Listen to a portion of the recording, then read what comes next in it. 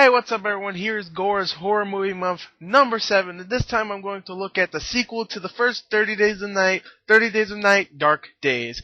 And this is a straight-to-DVD sequel, so don't expect it to be as good as the first one, because I love the first 30 Days of Night. But, let me just say right here, I'm not going to tell you what I think about it right now. You'll have to listen to the review. Is it better than the first one? Is it just okay? Is it good? Is it a good sequel? I don't know. It's a straight-to-DVD movie, so I don't expect it to be, but I don't know. Maybe I was surprised. I'm not sure. I'm trying to confuse you right now. If it's working, then sweet. If it's not, then boo. But before I actually start, I have to keep saying this for all my Gors Horror Movie Month reviews. This is going to be an unedited review. Just say right here, don't expect it to be very structured, very good. Don't expect me to miss a couple things. Expect me not to tell the story fantastically or talk about all the acting or everything. Don't expect me to go really in depth. This is a unedited review. So yeah, let's go on to the review of the film. Okay, now the story in 30 Days of Night, Dark Days is really hard to talk about because it is really a sequel to the first one, and the first one had a big ending. Like, if it was just a regular old ending, then I could talk about the story, but if you haven't seen the first one, and you're like, ooh, I kind of want to see it, I don't want to spoil it. So I'll talk about what the story is about. Alright, I'm not going to mention characters, I'm not going to mention character names, I'm just going to tell you what it's structured. I'm not going to even talk about what happened in the first movie, because I don't want to spoil it. So, this movie starts off with this girl, she's trying to tell everybody that there's vampires in the world, and she's writing books, she's even making up meetings so she can kill vampires in front of a whole bunch of humans, so they go, yo, man, there's vampires. And what she doesn't know is that she pretty much gets the attention of one guy who is a vampire hunter, whose name is Dane, and then they start to work together to find this big head honcho for the vampires. I think her name is Morgana or something like that, you know, some obvious vampire name, I forgot. And I forgot, maybe it's like I don't know, whatever. And they have to go search for them with his ragtag team of vampire hunters. There's 3 of them together, and her, so there's 4, and the main guy who sets this up is just staying in the shadows, mostly because I don't want to spoil it, but there's a big reason why he doesn't go out in missions. He's just the leader. And yeah, that's pretty much the story. It's pretty much a Blade. Let me say that. It's Blade Trinity completely. It's a team of vampire hunters trying to kill one main vampire. It's Blade Trinity, and I won't even say it's as good as Blade Trinity's story. Let me say that. I don't even like Blade Trinity all that much. And really, it's not even close to as good as that. So, you know what, let's go straight into what I thought about the film, though.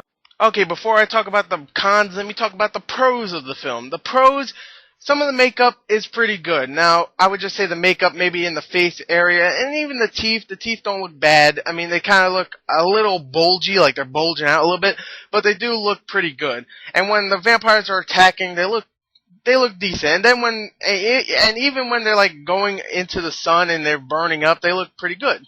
So they look a little crispy. They look like crispy marshmallows, so that's pretty good. That's good. Now, some of the effects aren't that great, but I'll talk about that into the cons. Let's see. Some of the acting's okay. The main girl, she's not that bad. The leader guy, like I keep talking about, he's actually pretty good for the short times he's in it. You also have a guy that was in The Matrix. He played Link in The Matrix, for all you Matrix fans. I'm not a big Matrix fan, but you know, he played that guy. And he also played Mercutio in Romeo and Juliet. He's in it for a very short time. He's probably the best one out of them all. Because he's actually an okay actor. I don't know why he's in this. Just saying. It's a straight-to-DVD film. Not that it's a bad film. It could be, but I don't know. So, really, that's all the pros I have for this film. I guess I kind of spoiled it right there. That's the only pros I have for this film. Let's go on to the cons of the film. Okay, now the cons of the film, the first one has to be the blood. Like, the gore itself, I should have said this before in the pros, it actually looks good. Like, the gory moments where it's like, freaking a head getting chopped off, or like, guts hanging out, or someone's head getting smashed in, it looks pretty good. But the blood itself, when you see it in like when it's like flying in the air and you can see right through it, it looks like crap. Let me just say, it looks like colored water. That's it. Red water. That's all. I mean, you just put some food coloring in water. There you go. You just made some blood in this movie. But I gotta admit, there was one hilarious scene with blood. For no reason, this character just gets some blood out of a refrigerator because he's a vampire. I'm not gonna tell you what character. He gets some blood out of a fridge. He pours it into a cup. I swear to God, it looked like Kool-Aid, or at least grape soda, or something like that. Maybe more like Kool-Aid. I don't know why it would look like grape. It's not grape. It's not a purple or whatever. But yeah, it looked bad. It looked really horrendous. The story, like I said before, is really stupid. Big ripoff of Blade. Let's say some of the acting's not that great, but not bad enough for me to actually put it as a con. It's really boring. The film is really boring. They do a lot of stupid stuff. Like, they repeat some of the scenes over and over again. Like, them going into a dark building or them going into a dark tunnel. It's the same shit. It's all dark, and guess what? There's going to be a vampire there. It's not scary at all. Even with some jump scares, it's like, I saw that coming. Some of the characters are stupid. I mean, some of the characters do the stupidest things. And the dialogue is terrible. Let me just say right here, that's all my cons. This movie is not very good. I didn't like it one bit, actually. I couldn't think of one thing I liked besides some of the gore.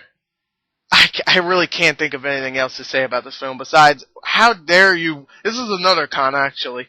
How dare you put Dark Days at the end of 30 Days of Night, pretty much. How dare you make a sequel to it and make a direct DVD sequel? I love 30 Days of Night. That's one of the best vampire movies of the last few years, right next to Let the Right One In, not Let Me In. I didn't see that one yet.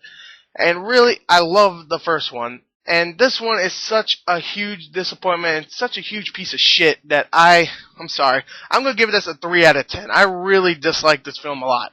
And of course, it's a straight-to-DVD film, so don't expect to see this or any other straight-to-DVD film that I hated in the past few months to be on my worst of movies, because they're straight-to-DVD, so they're just there to make some money. Yeah, so overall, this movie, not good at all. 3 out of 10, this movie could go screw itself. So yeah, there you go, there's Gors Horror Movie Month number 7, and yeah. That's it. That's it for a couple days at least, until I watch some more horror movies. So yeah. Thank you and goodbye.